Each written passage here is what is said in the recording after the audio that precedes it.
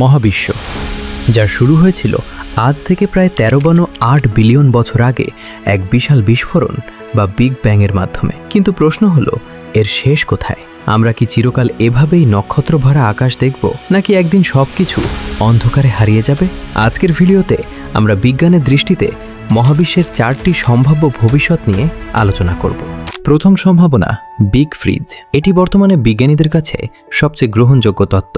মূল ধারণা, মহাবিশ্ব ক্রমাগত প্রসারিত হচ্ছে।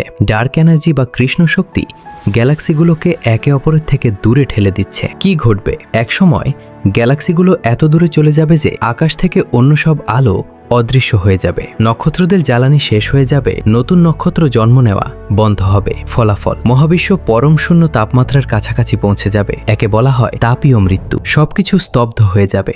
দ্বিতীয় সম্ভাবনা, বিগ রিপ। যদি ডার্ক এনার্জির শক্তি সময়ের সাথে সাথে বাড়তে থাকে তবে কি হবে? মূল ধারণা, মহাবিশ্বের প্রসারণের গতি এত বেড়ে যাবে যে অভিকর্ষ বল আর কাজ করবে না। কি ঘটবে? প্রথমে গ্যালাক্সিগুলো ছিঁড়ে আলাদা হয়ে যাবে, তারপর সৌরজগৎ, গ্রহ এবং সবশেষে পরমাণুগুলো ছিঁড়ে টুকরো টুকরো হয়ে যাবে। ফলাফল, মহাবিশ্বের অস্তিত্বের কাপড়টি যেন মাঝখান থেকে ছিঁড়ে যাবে। একেই বলে বিগ রিপ।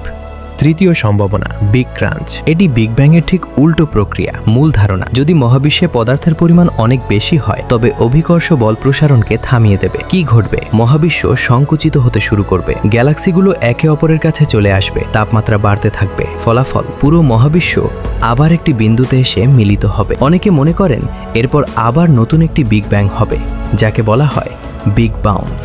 চতুর্থ সম্ভাবনা, ভ্যাকুয়াম ডিকে। এটি সবচেয়ে ভয়ঙ্কর এবং দ্রুত ঘটার সম্ভাবনা। মূল ধারণা, হিগস বসন বা ঈশ্বর কণা সম্ভবত সম্পূর্ণ স্থিতিশীল নয়। কি ঘটবে? যদি মহাবিশ্বের কোনো এক কোণে এই হিগস ফিল্ডের স্থায়িত্ব নষ্ট হয় তবে সেখানে একটি বুদবুদ তৈরি হবে। ফলাফল, এই বুদবুদটি আলোর গতিতে ছড়িয়ে পড়বে এবং এর সংস্পর্শে আসা সবকিছু মুহূর্তের মধ্যে ধ্বংস হয়ে যাবে। আমরা কিছু বোঝার আগেই সবকিছু শেষ হয়ে যাবে। এই সম্ভাবনাগুলো শুনতে ভীতিজনক মনে হলেও ভয়ের কিছু নেই, কারণ এই ঘটনাগুলো ঘটতে আরও ট্রিলিয়ন ট্রিলিয়ন বছর বাকি। ততদিনে হয়তো মানব সভ্যতা অন্য কোনো মাত্রায় বা অন্য কোনো উপায়ে টিকে থাকার পথ খুঁজে নেবে। মহাবিশ্বের এই বিশালতায় আমরা ধূলিকণার চেয়েও ক্ষুদ্র, কিন্তু আমাদের জানার আগ্রহ অসীম। আপনার কি মনে হয়, মহাবিশ্ব কি অন্ধকারে শেষ হবে নাকি নতুন কোনো শুরুর অপেক্ষায় থাকবে? কমেন্টে জানান।